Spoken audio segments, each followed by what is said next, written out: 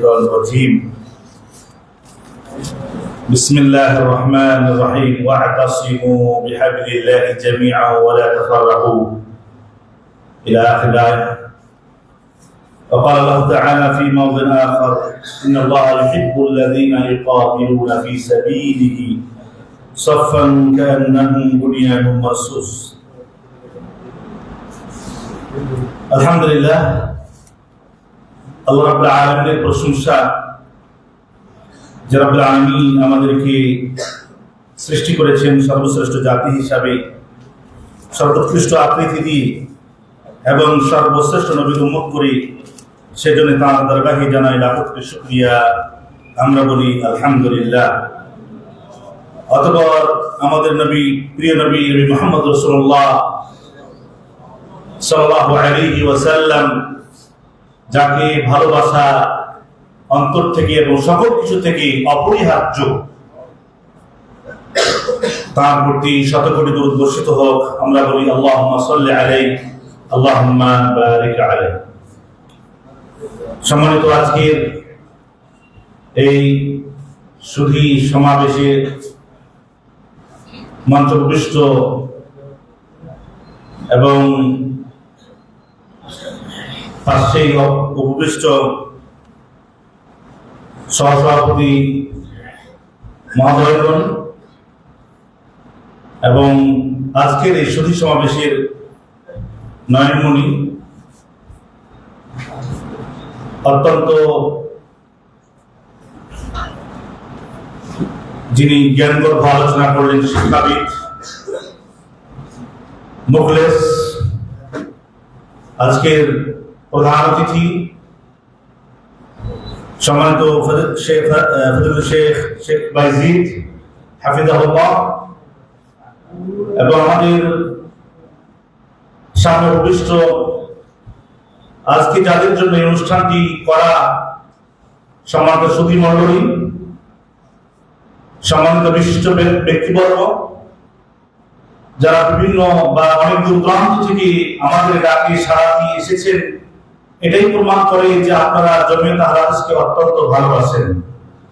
আমি দোয়া করি রব্বুল আলামিন যেন আপনাদেরকেও ভালোবাসেন। আমিন, আল্লাহুম্মা আমিন।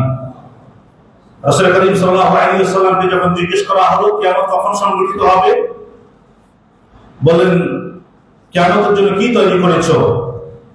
বলেন কিছুই তৈরি করি নাই, অতি স্বল্প ইবাদত করি, অতি কম ইবাদত করি, এতটুকুই। তবে আমি আল্লাহ এবং তার রাসূলকে ভালোবাসি। রাসূল করিম সাল্লাল্লাহু আলাইহি ওয়াসাল্লাম এর উত্তরে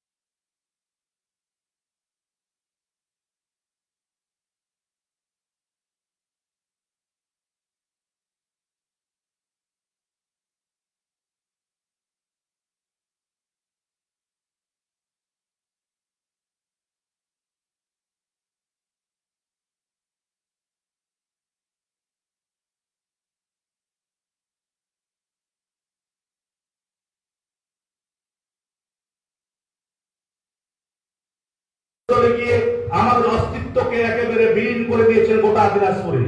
টুকটাক আমি সব জায়গায় যাওয়া হয়, খবর আসে আমার কাছে, এবং দেখি শুনি আমাদের আহলুল হাদিস ভাইয়েরা তাদের ছায়াতলে গিয়ে রীতিমতো কাজ করে যাচ্ছেন, তাদের সাথে গিয়ে তাদের বড় বড় সমাবেশে গিয়ে হাজির হচ্ছেন, তাদেরকে টাকা দিচ্ছেন।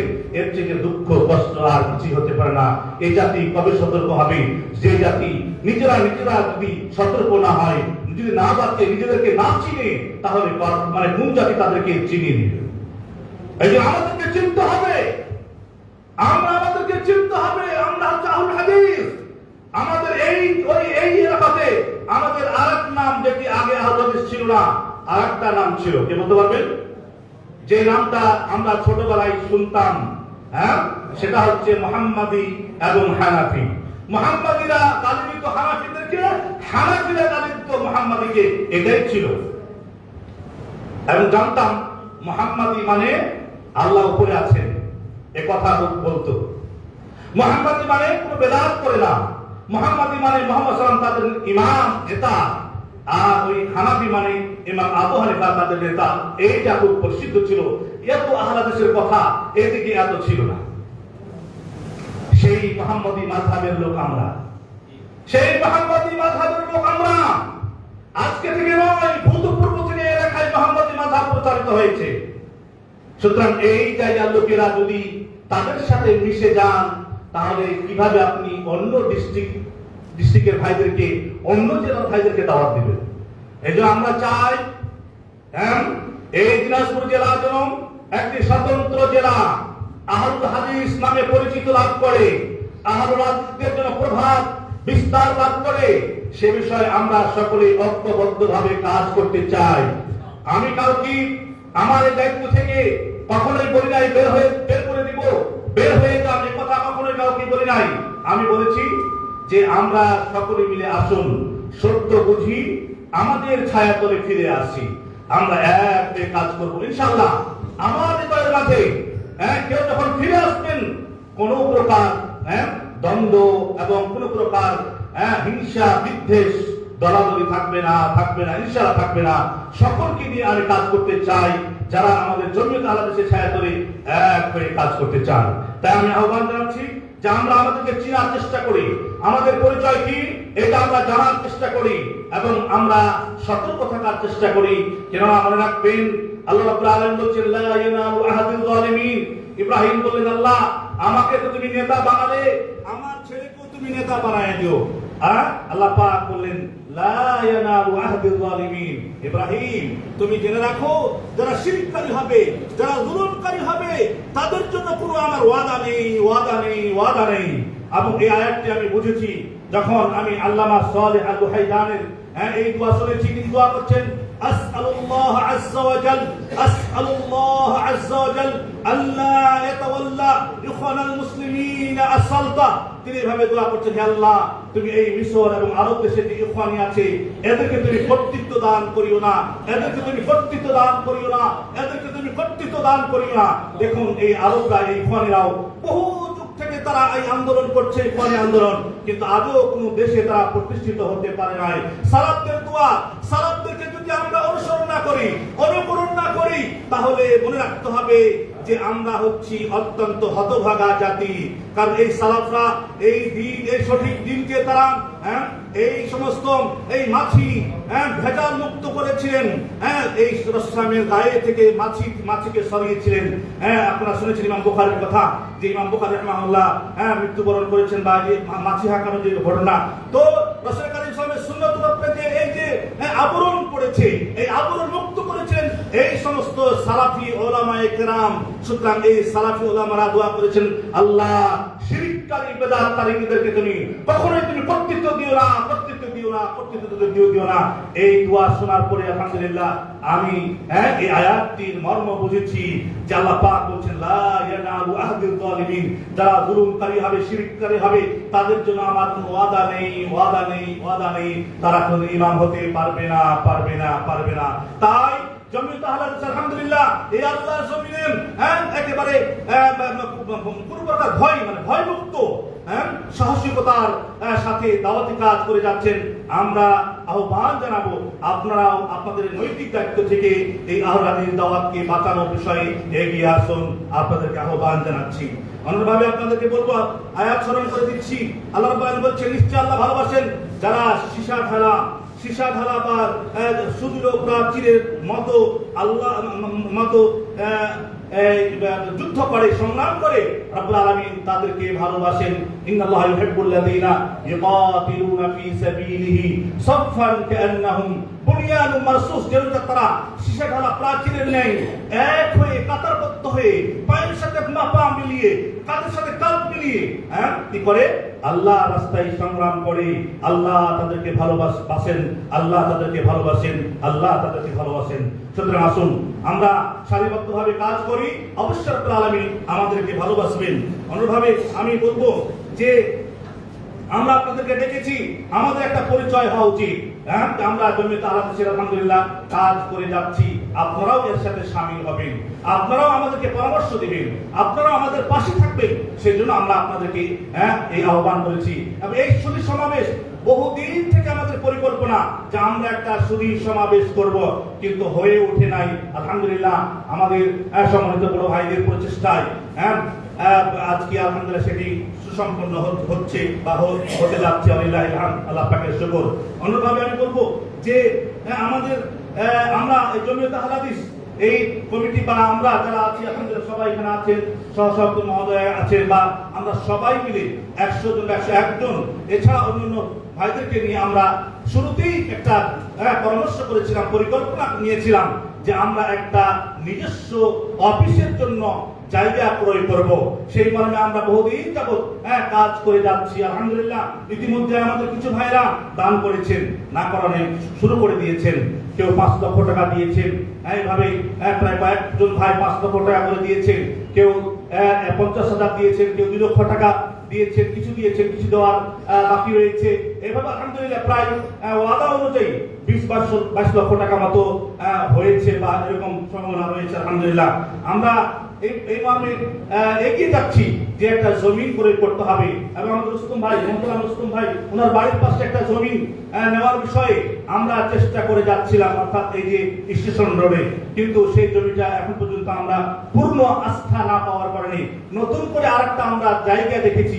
সেটা হচ্ছে এই যে উপজেলা পরিষদে পরেই যে আপনার হচ্ছে এই জাহানারা স্টোরের পশ্চিম দিকে যে জায়গাটা দেখেছেন আপনারা, সেই জায়গাটা প্রায় 14 শতক মাটি আছে।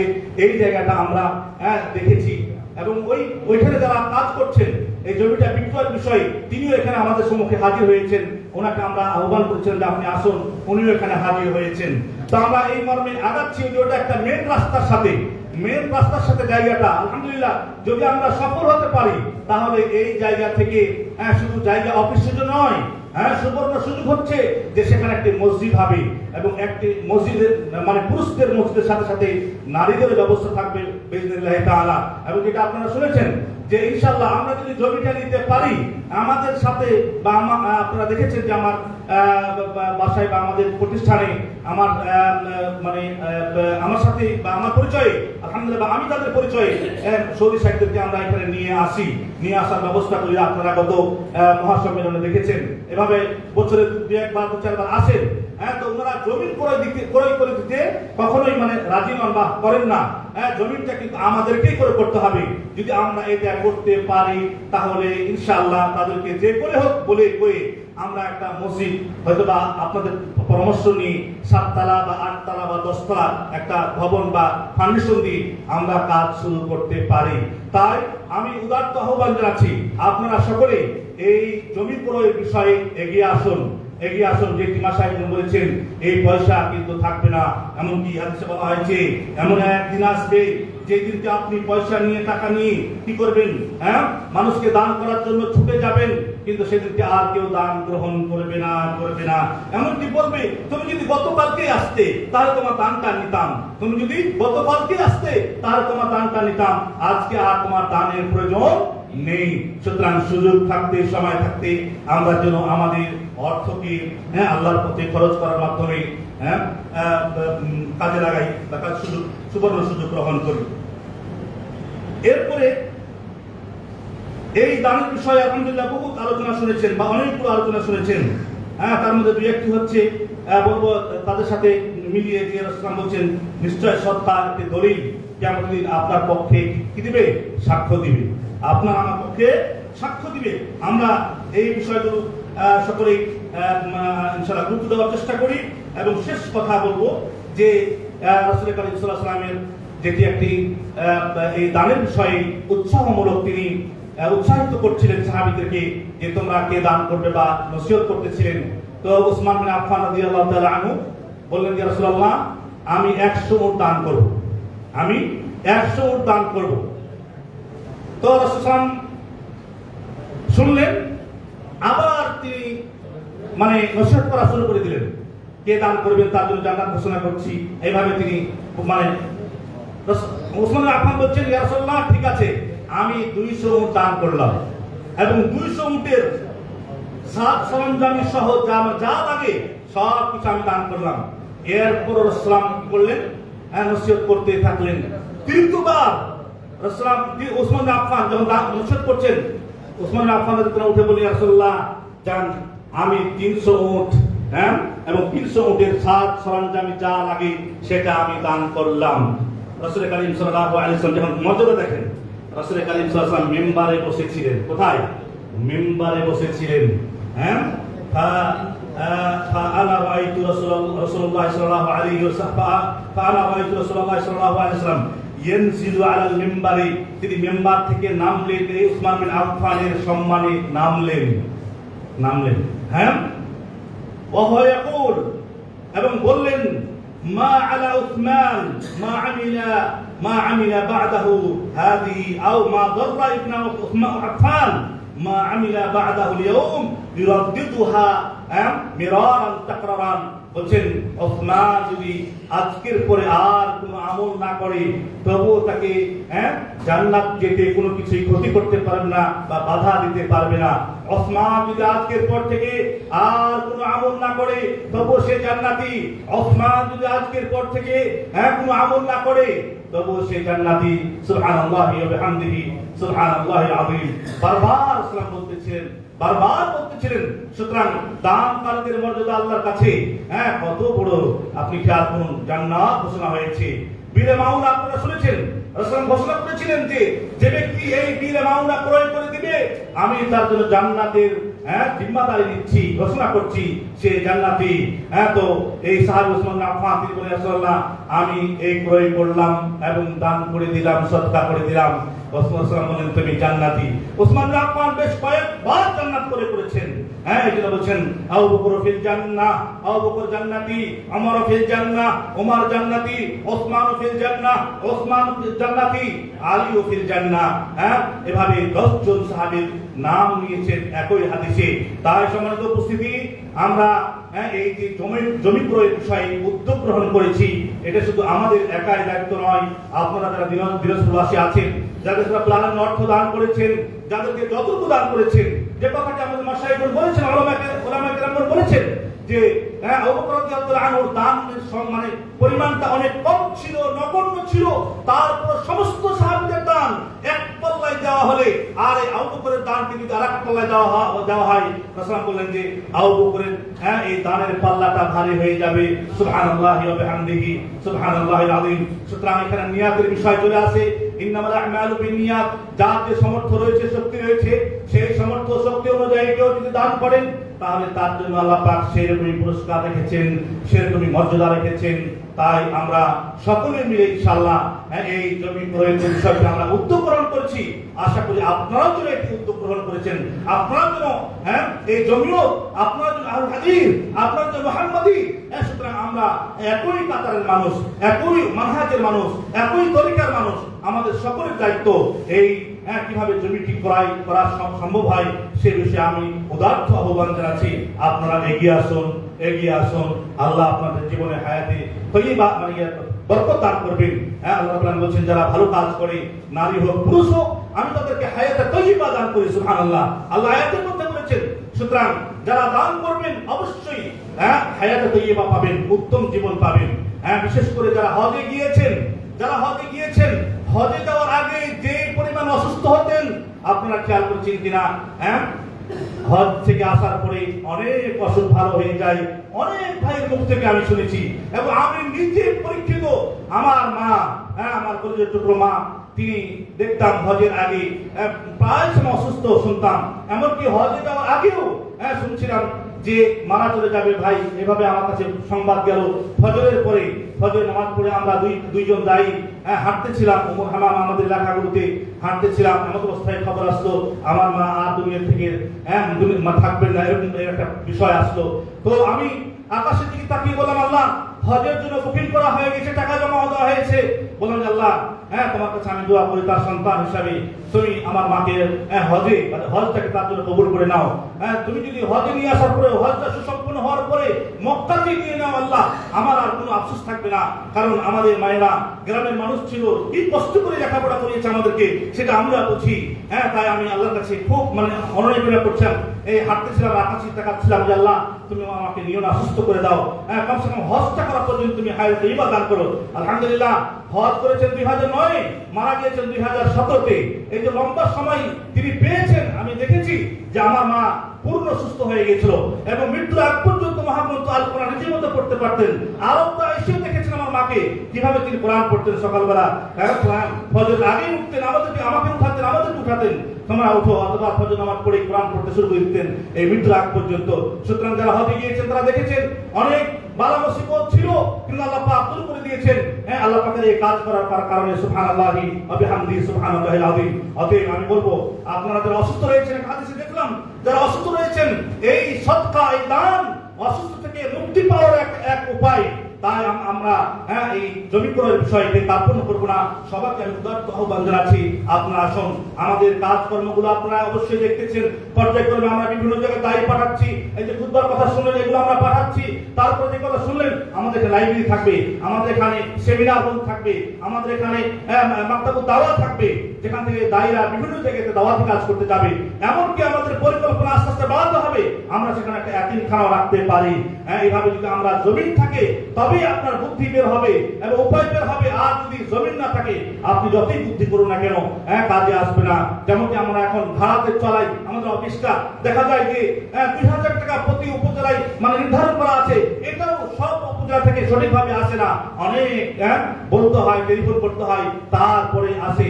অতএব সেক্ষেত্রে যদি আমাদের নিজস্ব অফিস থাকে, তাহলে আমাদের কোনো ভাড়া দেওয়া লাগবে না। বরং শহরের উপকেন্দ্রে সেখানে একটা সরকারি কলেজ আছে, সেখানে একটা বড় বিশ্ববিদ্যালয় রয়েছে, সমস্ত শিক্ষা বিদ্যাপীঠগুলো এই সাইডে রয়েছে, এখানে ছাত্ররা আসবে। হতে পারে আমরা যদি উপরে সাকান বানিয়ে দিতে পারি, ছাত্রাবাস বানিয়ে দিতে পারি, তাহলে এই যে আমাদের আহলে ছেলেরা যারা কলেজে পড়বেন, যারা বিশ্ববিদ্যালয়ে পড়বেন, তারাও সেখানে এসে থাকতে পারে।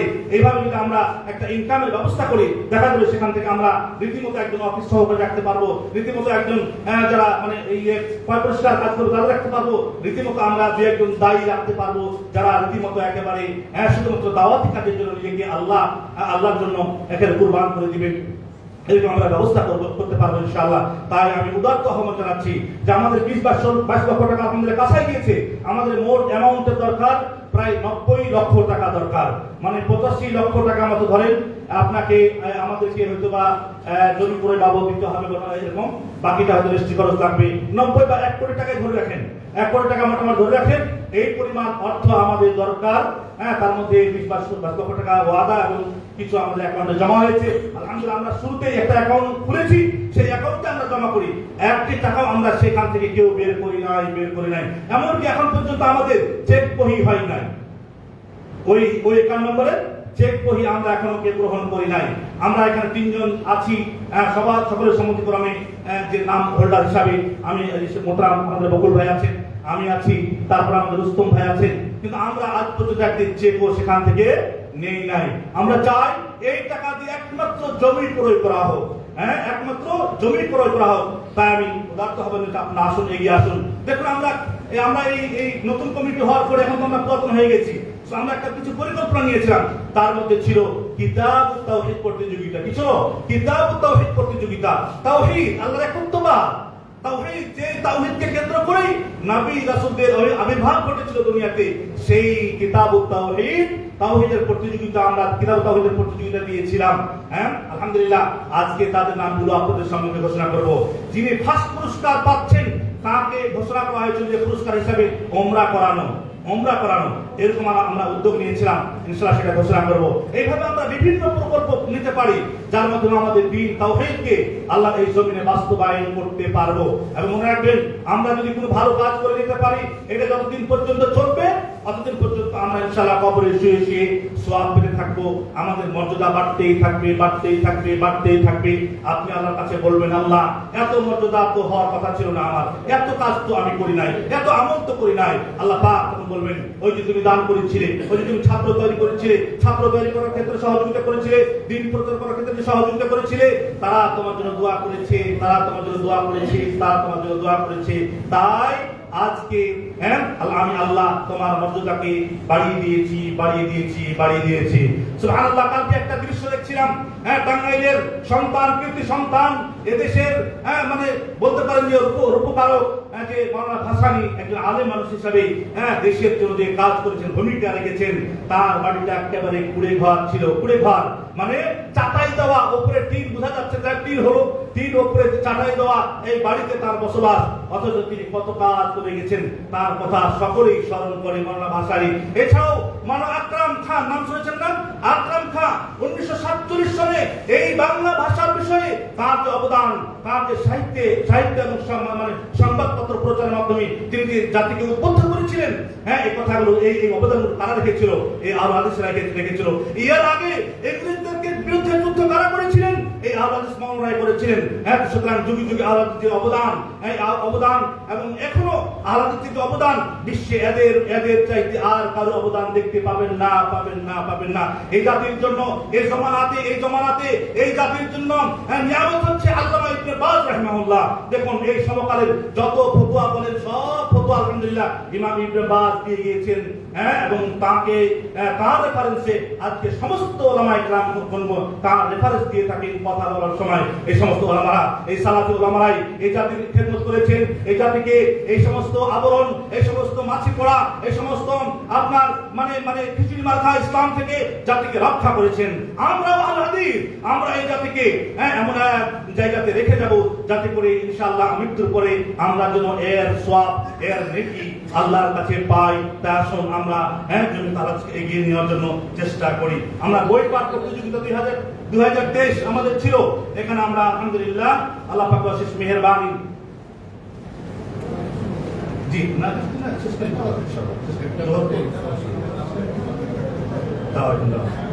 আমরা কিতাব তাওহীদ প্রতিযোগিতা দিয়েছিলাম। আজকে তার ফলাফল আমরা ঘোষণা করছি। যিনি প্রথম হয়েছেন ইনশাআল্লাহ তাকে এই বছরেই উমরাতে পাঠানো হবে, আল্লাহ চাহে। তাকে পাঠানো হবে ইনশাআল্লাহ। তো তার নাম ঘোষণা করছি সকলের কাছে, সকলের সম্মুখে। আশা করি আপনারা যারা আলেম ওলামা আছেন, ভবিষ্যতে আবারও আমরা চিন্তা করেছি যে কিতাবুত তাওহীদ আবারও আমরা প্রতিযোগিতায় দিব ইনশাআল্লাহ। কিতাবুত তাওহীদ, এই কিতাবুত তাওহীদ যদি আমরা ভালো করে পড়ি, এই কিতাবুত তাওহীদ যদি আমরা বুঝি, তাহলে এই আওলাদের দাওয়াতকে আল্লাহর জমিনে বাস্তবায়ন রাখা সম্ভব, টিকে রাখা সম্ভব। যেমনটি সৌদি আরব, মামলাত আরবে সৌদিয়া এটাকে শীতমুক্ত করেছিলেন এই দাওয়াতের মাধ্যমে ইমাম মুহাম্মদ বিন আব্দুল ওয়াহাব রাহিমাহুল্লাহ রাহমাতান ওয়াসিআ। আপনারা শুনেছেন যে সেখানে কবরে তওয়াফ করা হতো, যায়েদের কবরে তওয়াফ করা হতো, আব্বাসের কবরে তওয়াফ করা হতো, তারপরে এই আপনার আব্দুল্লাহ বিন জুবাইরের কবরে তওয়াফ করা হতো, এবং আরো সাহাবীদের কবরে তওয়াফ করা হতো। তার মধ্যে যায়েদের কবরে বেশি করে তওয়াফ করা হতো। বলা হতো যায়েদ হুয়াল আ'লা, যায়েদ হচ্ছেন সর্বোচ্চ, তারা এভাবে তওয়াফ করতো আর বলতো। মুহাম্মদ বিন আব্দুল্লাহ রাহিমাহুল্লাহ তিনি সেই যায়েদের কবরে তওয়াফ করতেন আর বলতেন আল্লাহু হুয়াল আ'লা, আল্লাহ সবার উপরে। তাকে জিজ্ঞেস করা হয়েছে আপনি কেন তাদের সাথে তওয়াফ করেন? তারা তখন বলছেন, তোমরা শোনো, তাদের জিহ্বাটা যেন যায়েদের জায়গাতে আল্লাহ হয়ে যায়, এই জন্য আমি জোরে জোরে বলি আল্লাহু আ'লা, আল্লাহ সবার উপরে। তাই এই আলেমরা এই তাওহীদ প্রতিষ্ঠা করার জন্য কি না পরিশ্রম করেছেন, আমরা সেই তুলনায় কিছুই করতে পারি নাই। তাই আসুন আমরা সামনে ইনশাআল্লাহ কিতাবুত তাওহীদ প্রতিযোগিতা দিব। আপনাদের উৎসাহ দিচ্ছি যে আপনারা আগামীতে অংশগ্রহণ করবেন ইনশাআল্লাহ। পুরস্কার পাওয়াটা বড় কথা না, জ্ঞান অর্জন করাটা হচ্ছে বড় কথা, এবং সেই অনুযায়ী আমল করাটা হচ্ছে বড় কথা। তাই আজকে ঘোষণা করছি আমরা ফলাফল প্রকাশ 2025 প্রথম হয়েছেন আব্দুর রহমান আনোয়ার। আব্দুর রহমান আনোয়ার যদি থাকেন তারা একটু দাঁড়ান। আছেন? আচ্ছা, যিনি ইনশাআল্লাহ উমরা পুরস্কার লাভ করেছেন, আল্লাহ তার বাকি কাজগুলো করা সহজ করে দেন, আমিন আল্লাহুম্মা আমিন। দ্বিতীয় পুরস্কার শেখ জালালউদ্দিন 93 পয়েন্ট, প্রথম যিনি পেয়েছেন 93.25, আর দ্বিতীয় যিনি হয়েছেন 92.75, মাত্র 50 মানে 0.50 পার্থক্য। আল্লাহ। তারপরে হলো 3 নম্বর আজহার, 2 নম্বর হচ্ছেন 20,000 টাকা, দ্বিতীয় পুরস্কার 20,000 টাকা। তৃতীয় হয়েছেন আজহারুল ইসলাম 90.62 পেয়েছেন, তৃতীয় পুরস্কার হচ্ছে 10,000 টাকা। তারপরে ছিল চতুর্থ পুরস্কার শেখ আব্দুর রউফ 81.87 পেয়েছেন, শেখ আশরাফুল ইসলাম 81.25 পেয়েছেন, মোহাম্মদ সুলাইমান 77 পেয়েছেন। এটি একবারে হয় নাই, আমরা 3 বারে পরীক্ষা নিয়েছি। কয়বারে? 3 বারে পরীক্ষা নিয়েছি। প্রথমে আপনার চয়ন করেছি মনে হয় 100 কাছাকাছি যারা ভালো নম্বর পেয়েছিলেন, হ্যাঁ, তাদের মধ্যে আবার প্রতিযোগিতা নিয়েছি, হ্যাঁ, তাদের থেকে আবার বেছে বাঁচতে শেষে আমরা মনে হয় 10-12 জনের পরীক্ষা নেওয়া হয়েছিল। সেখান থেকে আমরা 10 জনকে পুরস্কার দিব। তার মধ্যে ফার্স্ট, সেকেন্ড, থার্ড যেটা বললাম যে ওমরা 20,000 টাকা এবং 10,000 টাকা, বাকিদের আমরা 10 জন পর্যন্ত 5,000 টাকা করে পুরস্কার ঘোষণা করেছিলাম। আসুন আমরা সবাই মিলে কিভাবে আমাদের জমিয়তের কাজ এগিয়ে যায়, স্বতঃস্ফূর্তভাবে আন্তরিকতার সাথে কাজ করে যায়। আল্লাহ পাক সেই তৌফিক দান করুন, আমিন আল্লাহুম্মা আমিন। কারো কোনো কথা থাকলে এই মুহূর্তে আপনারা বলতে পারেন। জি, আমরা একবারে চলে যাবো। জি, চলে যাবো একবার ইনশাআল্লাহ।